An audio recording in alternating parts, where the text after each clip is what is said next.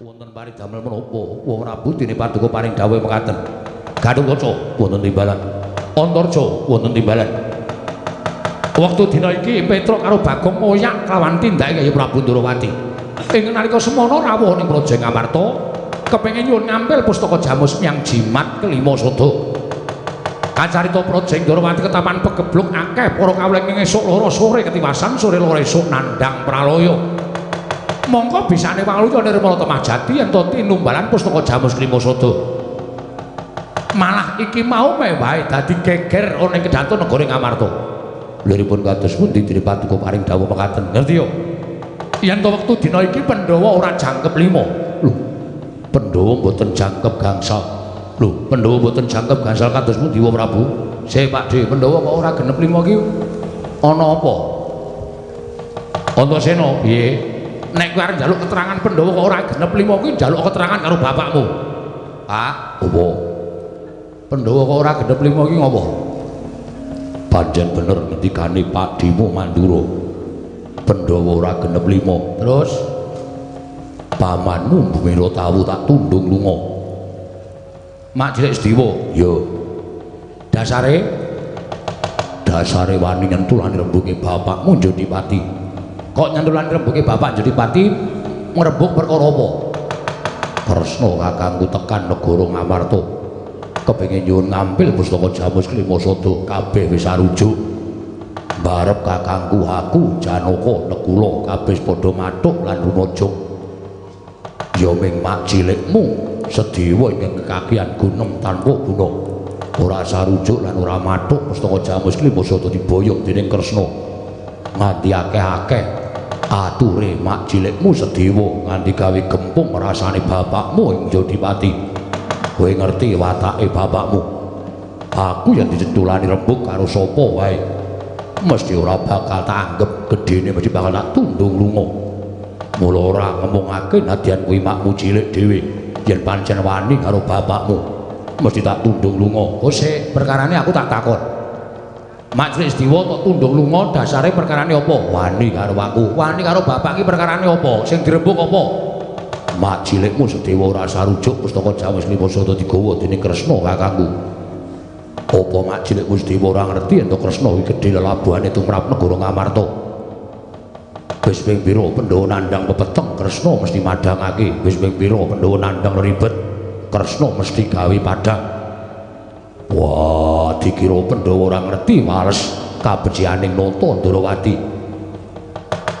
Mula nadyan kanthi pawadan apa wae tak anggap atur Sediwa mau luput. Lah kok sik pustaka Jamus kelima sada digawa ning Ndrawati iki arep dienggo ngopo? Dienggo tumbal.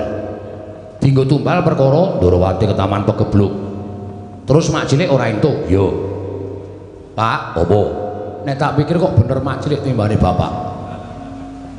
Kowe aja ngewangi makmu cilik, apa kowe kelakon katut tak tundung. Aku rasa tok tundunge aku lunga dhewe kok, Pak. Aku lunga dhewe, wis tak percaya to?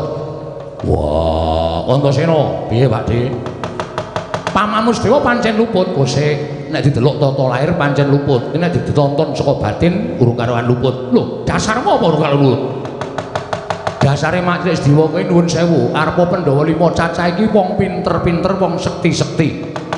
Ning sing digdaya dhewe nek miturut aku paningale cetha dhewe kerep gunake permana jati iki ping Mak Cilik Sediwa.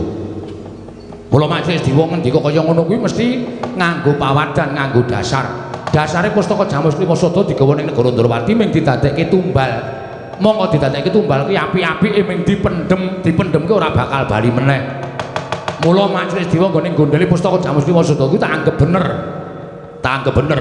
Yen ngono tegese Makmu Cilik Sediwa kuwi ora ngurmati karo Kyai Prabu Kresna. Ora perkara ora ngurmati, ora perkara ora ngurmati. Ning apike rak ditonton sik, apike ditonton sik. Pancen Mak Cilik Sediwa mau ngendikake yen to dititi priksa dhisik. Lah kuwi apik. Ya nek Ndrawati ketaman pegebluk tenan. Nek ora yo pustaka Jamus kelima sada wis digepacut digawa sinuwun Ndrawati. Mongko Ndrawati ora ketaman pegebluk gedhe-gedhene ana panyokra bawane Mak Cilik Sediwa. Yen nata Ndrawati iki dudu nata Ndrawati sing tenanan. Utawa dudu nata Ndrawati sing sak tenane. Mula aku ngerti kuwatir penggaling Mak Cilik Sediwa. Antasena. Lah kok dadi kowe malah ngarani Yai Prabu Kresna dudu Yai Prabu Ndrawati sing tenanan karepe piye? Saiki akeh sulapan lho, Dik. Saiki akeh wong mimba-mimba. Mongko nuwun sewu, kedung jero iso dijajaki atine menungsa sapa sing ngerti. Ayo. Iki mengko nek nganti Pustaka Jamus Lima Sada diasta dening Wandrawati, mongko jebul kuwi panjalmaning mungsuh sapa sing arep tanggung jawab? Sapa? Apa Pakde? Apa Bapak? Piye kok do meneng wae iki piye iki? Sing arep tanggung jawab sapa? Sing arep tanggung jawab sapa aku tak takon. Nek nganti Pandhawa kelangan Pustaka Jamus Lima Sada, Pandhawa kuwi apes jurite, Pandhawa ora ndek kekuatan. Wong sing ora seneng karo para Pandhawa bakal gawe cintrakaning Pandhawa, gedene pati ning para Pandhawa kuwi angel mijet kowe ngeranti. Ya apa ora? Lah saiki lagi do mikir. Oh, kuwi senengane ya grusah-grusuh. Anggere nesu terus minggat, anggere nesu minggat. Mbok yo mikir, majelis dewa ki ping pira wae to nyelametke negara Ngamarta? Ketoke pancen ming ragil. Kae ming Pandhawa ragil. Ning kae ki nek wong ngerti, kae wong pinter. Bapak kowe kalah pinter. Bapak ki gunake okol, ning ora tau gunake akal. Ning majelis dewa kae gunake akal, ora tau gunake okol. Okol ki kalah karo akal. Cerewet. Nah, tenan to. Nek diomongi mesti malah ngunekke cerewet. Terus sire Pakde Baladewa piye? Iki mau Petruk karo Bagong sowan. Ha, terus Semar loro. Lho, kakene Semar loro? Yo. Jarene Petruk karo Bagong nalika tengah wengi Semar jenggelek. Tumuli Semar paring dawuh, Pandhawa 5 ngundi Pustaka Jamus Lima Sada kudu tekan Karang Kadempel. Petruk sowan karo Bagong kepengin mboyong para Pandhawa 5 cacahe. Mundi Pustaka Jamus Lima Sada rawuh ning Karang Kadempel. Ning Pandhawa ora komplit tur dasare Pustaka Jamus Lima Sada wis diasta dening Yai Prabu Kresna. Mula Petruk karo Bagong nesu ngoyak karo Yai Prabu Kresna nggone ngasta Pustaka Jamus Lima Sada. Galukaca wonten timbalan. Antarja wonten timbalan. Kowe sing iso mabur ngambak Dirgantara, sing banter nggonmu ngambak Dirgantara. Bagong karo Petruk oyahan yen wani gawe lara ning Prabu Kresna. Mongso bolong tak paring pun Bapak Sesuk dina iki. Mriki ngestaken dawuh, nyuwun pamit sing ati-ati aja kaya bocah cilik.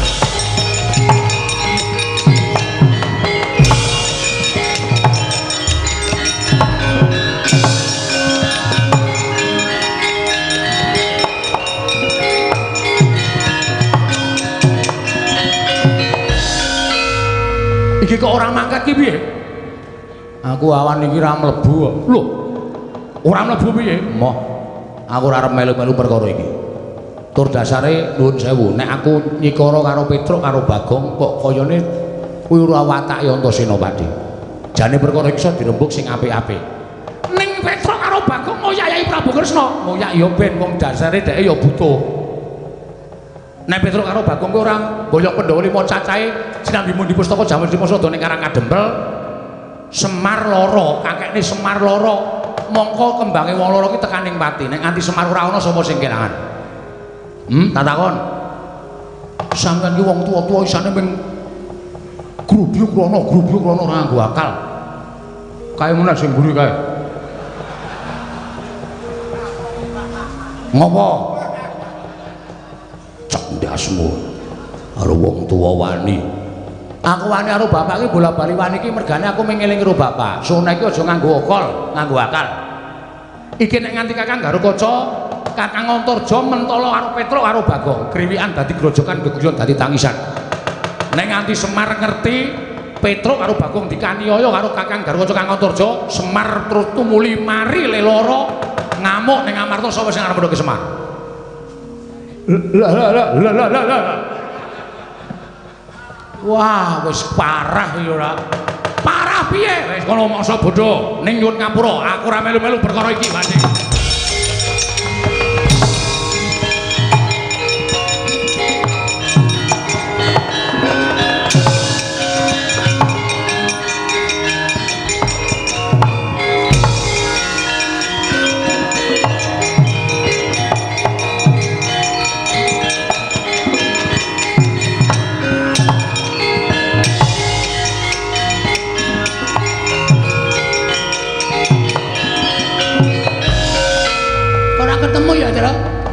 Aku dhewe ya bingung lha, aku dadak mampir delok limbukan barang. Wis ado le mlayu. Apik, aku kene ora metu Gembos Asmara. Apa? Iki lho lagu sing anyar iki apa? Gembos Asmara. Gubuk. Wah, du gembos lho. Tak kira nek Gembos Asmara, ning Gubuk Asmara ki ora nggo gembos. Oh. Caedan. Ha iki terus nek arep dilar goleki. Wah, cilaka iki. Heeh. Piye ya, Gong? Embo. Apa ning Darawati wae ya? Jujuk Darawati. Nek ning Darawati ngrekoso. Ngrekasane Darawati ana Ndara Sencaki. Nek kowe karo aku wani karo Sinum Prabu Kresna njaluk Pustaka Jamus Lima Sada, mungsuhe Ndara Sencaki. Waduh. Mudar ya? Heeh. Mulih wae apa? Weh, mulih kok nek ade omong bapak. Pak Pandhawa karo Pustaka Jamus Lima Sada ora rawuh ning Karang Kadempel, terus mripate putih kabeh piye? Sentik ngono. War nutupi nyawane bapak apa? Wah kok sarwa repot ya, Bang. Wah, jan wis. Kok dadi kaya ngene ya kahanan uripe bapak ya, Tru? Ah, aku ora ngerti. Piye iki ya? Wis dipikir alon-alon butuhe mengko piye carane supaya bapak ya ayem. Pustaka Jamus Lima Sada ya iso tekan Karang Kadempel, Pandhawa 5 ya iso tekan Karang Kadempel. Pandhawa 5 ora jangkep, Ndara Sedewa lunga, dituntuk Ndara Werkudara. Piye ya? Apa kowe dandan cara Ndara Sedewa? Waduh, suaraku ora iso cilik. Ngono bapak-bapak iki awas lho, Tru, nek nganti ngerti Sedewane kok cangkeme kekamban ngono ya lho. Ora ngrekoso to? Wah, jana angel ya kok angel iki repot awake dhewe. Ha iya.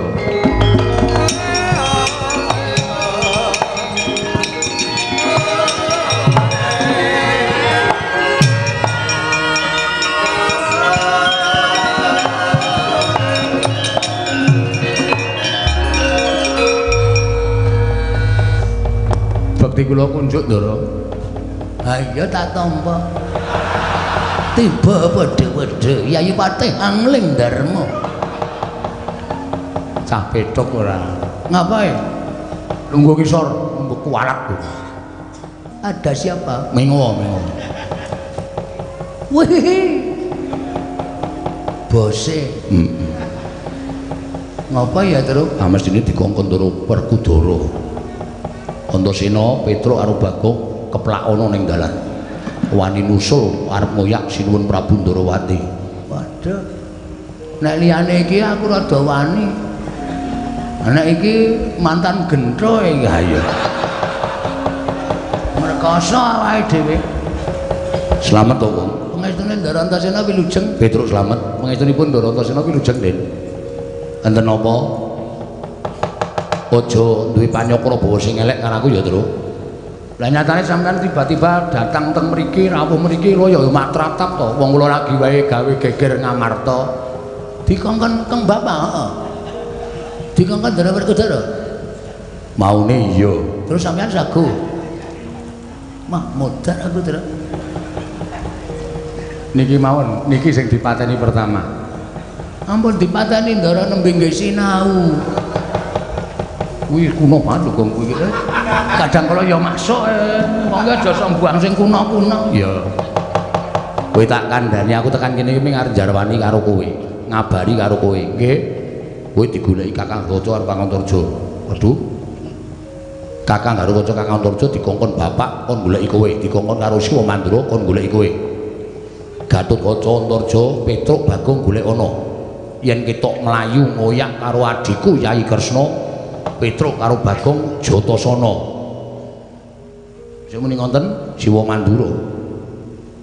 Klebu sampean. Iki mesti sing pertama ngantil iki, Tru. Sik to sabar to. Aku kok kowe ngarep, Tru? Iya. Dadi nek kena kowe sike ora. Mula aku tekan kene iki aku arep ngabari karo kowe mergo aku isih tresna karo kowe, Tru. Nggih, aku ngerti perkarane saka bapak. Tak pitung-pitung nek aku ngewangi karo Siwa Mandura aku ki dadi wong sing luput. Oh. Ah terus ngene wae. Kowe nek perang karo Kakang Gaca wani ra? Mbok mudar nek wani. Hari kon ku otot kawat balung mesi e. Kula maju lagi sedhela candak sira kula kluthuk. Mudar kula. Nek Bagong musuh Garukaca wani ora? Biyen wani biyen. Saiki wis tuwa ya wis ra wani Mas. Wani tenan apa kok? Wani ambian karo kaca iki kalah karo aku. Zaman kapan? Zaman isih 5 tahun. Ha isih cilik kuwi. Ha iso saiki ya modar tenan.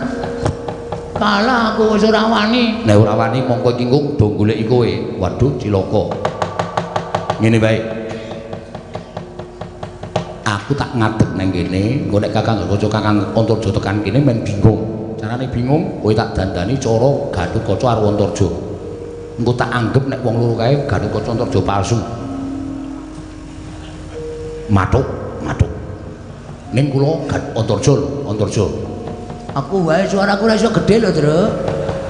Aku Antarja wae. Gah rasa kowe mengarep tok gua ambles bumi nyolongi telo-telo to. Sing wingi urung entek kok saiki arep nyolong meneh.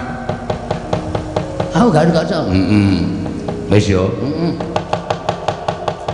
Iso napa, Den? Lho, ora iso sebab apa? Nek ora iso trimo ora urip aku nek ming malik kowe kaya Kakang Gatotkaca Kakang Antarja.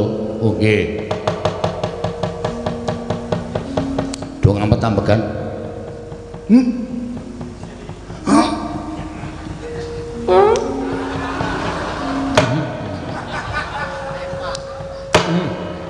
Iki ngapa iki? Ngampet tambekan kok mburi metu. Wih, dian pirang sasi truk ora bebuang kowe. Batang ambu. Wah, mak sentup ngono. Sabes mambu kabeh. Nggo namun ae. Sabes mambu kabeh iki nggo namun. Niat pancen tak uja ya. Kowe madhep rene. Nggih. Tunggu dhuwur, kowe iki kakangku kok. Oh, nggih. Ora saboso araku. Yo, ha semono kuwi suarane pas. Iya Dimas. Nah. Kakang Gatotkaca tenguk dhuwur.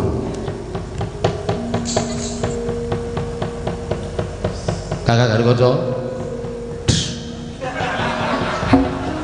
Ngopo kok dadak jeblok bane? Gatotkaca iki nek omong ora mak ngono sih ta, Tru. Kuwi rak ndoro werku ndoro ora sades to. Gah aku. Kakang Gatotkaca. Gadangipun Kakang Dimas Antaséna napa Kang? Kurang gedhe. Hah? Kurang gedhe. Waduh, aku rekoso tenan, Tru. Aku mau ki Antarja wae kok. Wis dadi kok kurang gedhe. Dimas Antarja. Dimas Antaséna. Kurang gedhe sithik. Dimas Antaséna. Diantepke. Dimas Antaséna. Disuarane dicethake ora didokke sithik. Wah, Gatotkaca kok jenes. Minggir nyuwun pamunten Kamas, nyuwun pamunten. Kamas dengkul mloco to ora. Wis ngene wae, engko sing tak jak omong Kakang Antarja. Kakang Gatotkaca rasah melu omong. Iya Dimas. Ora usah omong, ora bakal omong Dimas. Agene Demes wae. Iki engko ana Antarja karo Gatotkaca tekan kene, nek aku pokoke ngaku sampean sing asli, tak anggap dheweke sing palsu. Iki tak nggo jalaran nek aku wani karo kadang-dang tuwa. Iya Dimas ku lho Prayoga Dimas. Ngono ya Kakang Gatotkaca. Iya Dimas. Kok kaya rekoso banget to, Gong? Heeh. Aku tak biasa wae. Konangan nek biasa konangan suaramu ki khas banget Iya. Until bayarmu. Gulu. Aku seneng bayar. Mulane kok do rekoso uripe atau untar-untir wae. Sing lemu kok mung kowe tok liyane do kuru-kuru. Wis dinteni kene, engko nek do tekan kirak do kaget kabeh. Iya Dimas.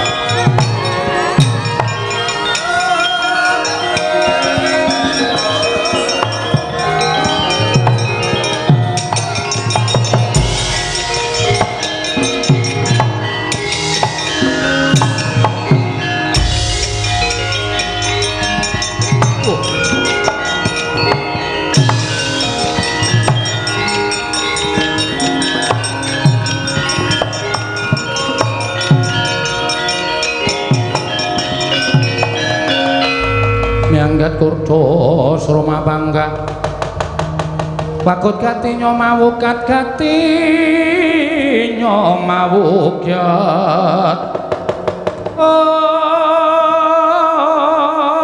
omong iro wang-wang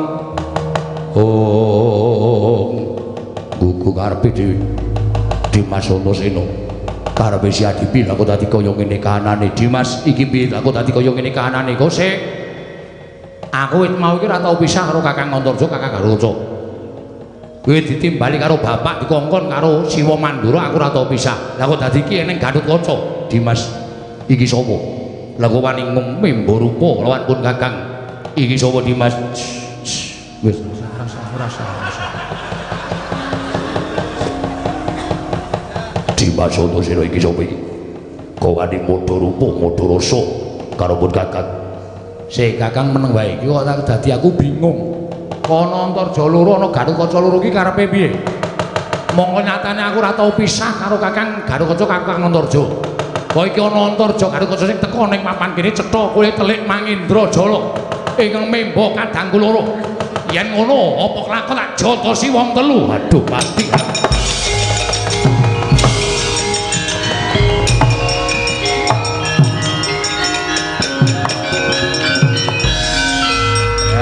gampang to.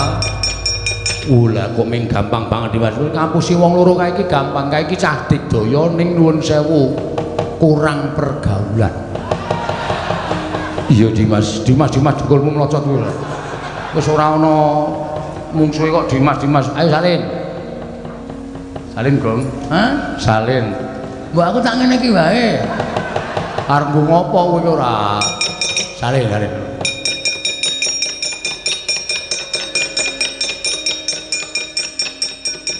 Wah, ora anggo gamelan barang ki piye iki?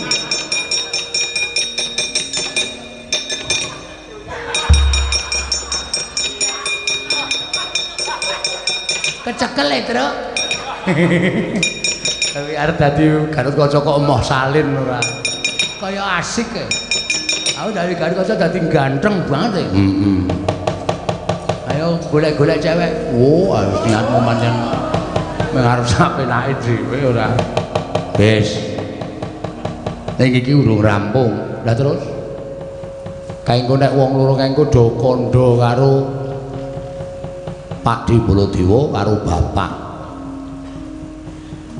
Kula didandani Baladewa niki men Werkudara, men modar ha. Aku dandani Werkudara, Werkudara teko. Wah, ana sing padha rupa karo bres. Aku Baladewa ora wangun. Aku Baladewa wangun aku. Parsaing cacaran sentane bawana. Ayo, iki Nata Mandura Prabu Baladewa.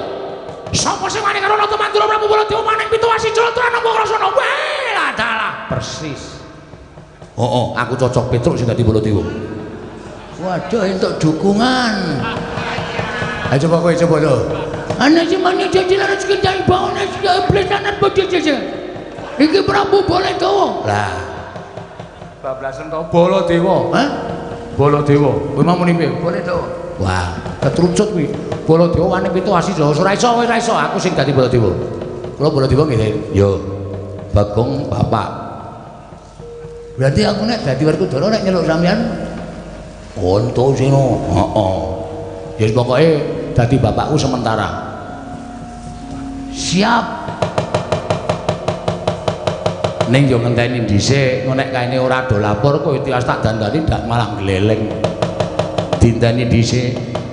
Engko nek ana swara wong sumbar-sumbar Siwa Mandura nesu, lah kowe tak dandani. Lah terus mengke nek Siwa Mandura nesu, kula pripun? Lho, wani gelute padha-padha Baladewa kok. Waduh. Masalah iki. Nek riko nggawa Kyai Nenggala, Truk, kowe tak dandani cara Baladewa iki ora ming tak dandani tok. Nindakne kekuatan lahir batin.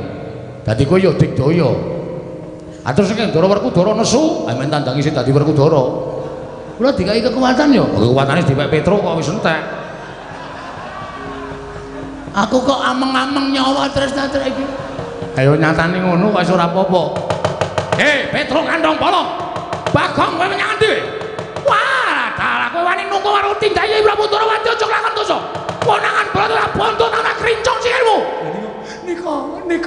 bengok-bengok. Nika wis bengok-bengok. Yo kowe kedot ngampet-ambekan itu tadi ayo.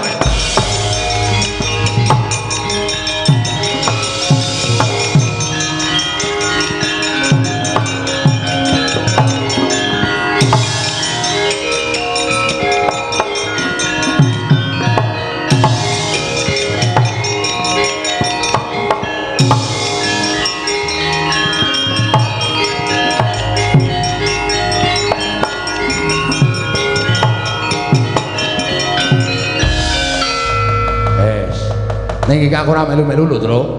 Ora melu pripun? Aku lunga. Waduh.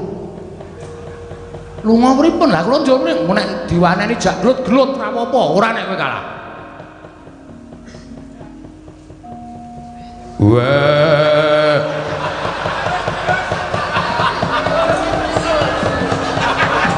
Ketoke perkudurane ra dadi niki ketoke. Ora dajari lah. Aku ki wis kaya dadi kaya ngene iki wis ngrekoso ya semua. Ya wis kurang gedhe kok. Wah. Sing jeneng kurang gedhe iki suarane kurang gedhe. Ayo coba ngampet-ambekan swara weteng.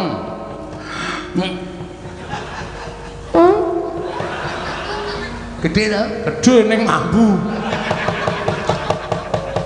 Mau gedhe kok mambu ra. Oke wis. Wah. Kurang gedhe neh. Sithik, Kas. Wah. Gedhe ki sithik. Cengele rada didingloke cengele. Wah. Wis kurang sithik neh wangun.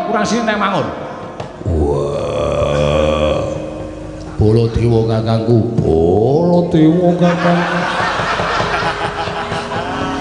Kok munggah kok. Aku ki meneng-meneng sok munggah dhewe. Nek kon munggah ora gelem munggah, ngadinengke mau munggah dhewe. Mbok aku ki wis ora normal paling ya, Tru.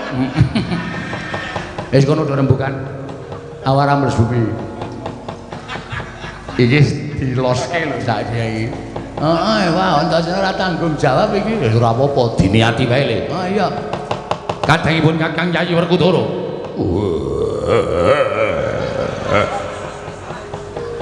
Siadi kudu ngati-ati. Iki bakal ana mungsuh sing nekani. Iya. Aku wis samapta ing gati sawiku diri. Ora munggah medhun. Ajeg. Angel. Diajeke iki angel. Ati saya nek nganggur sedhela kon ajeg iki angel. Mesti medhun dhewe. Apa? Wis pokoke engko didepi wong loro ya, Gong. Heeh. Eling sadar kowe sandang ampur Werkudara lho, ora ahok-ahok. Eling nek kowe Werkudara. Pokoke aku tak nyawangku ku Pancanaka terus. Aku sadar nek aku Werkudara. Ya. Nek wonge tekan kene nek perlu rasa omong. Weh, artine darani wayang mati. Ya omong ngono tenan. Artis model apa enggak bicara? Oh iya. Ya wis ngono. Ono kawan. Kowe padha menyang endi kowe? Kecandala bontot ora kricong sing ngambek kareane.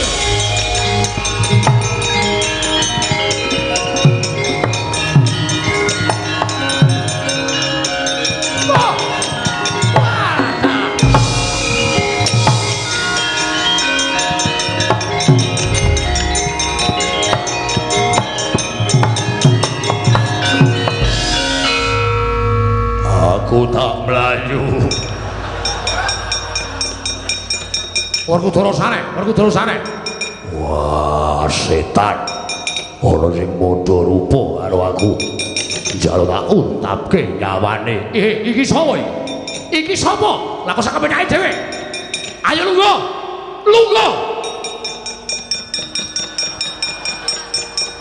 Iki dikon Baladewa sing kuwi kaya manut to ya. Wah, kaya tok getak-getak atiku miris. Iki sapa iki? Aku kok ngadep kaca gedhe-gedhe iki sapa iki? Weh,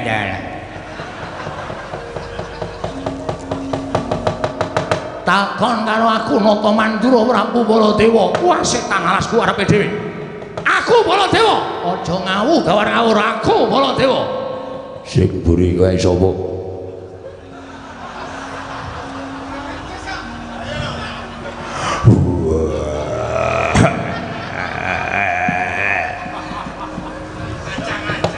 Satriya ing Jodi mati. Raden Werkudara, cangkemmu gendi. Aku Werkudara, ya wis aku Bratasena. Padha wae, nek padha ya dijolke. Wis candak iki. Wis kecekel Werkudara. Iki sing ngarep iki iblise Petruk iki. Weh, waton bener nek becik. Lah kok tadi iso dadi Baladewa karepe piye? Kok iso dadi Baladewa karepe piye? Soke sandangan sewan Baladewa. Ayo, iki nonton Mandura Prabu Baladewa. Wah, dalah. Petruk ora ganti ujung gredeng Mandura jeblok